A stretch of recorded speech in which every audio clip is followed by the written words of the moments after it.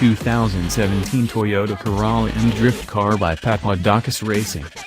This 1000 horsepower Corolla M drift car is the ultimate hot hatch.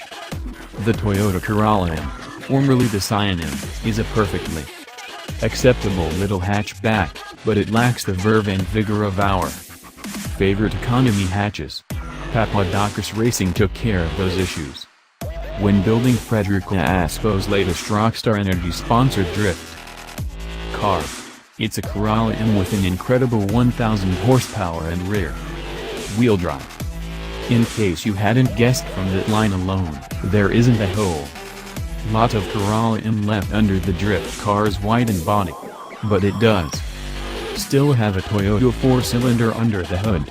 It's a 2R engine, whose less burly cousins are found under the hoods of the RAV4 and Camry, among others.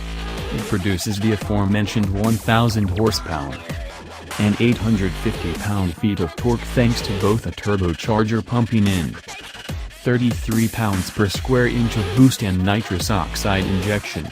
The power goes through a 4-speed dogbox transmission to the rear wheels, and the car features large fender flares at all 4 corners.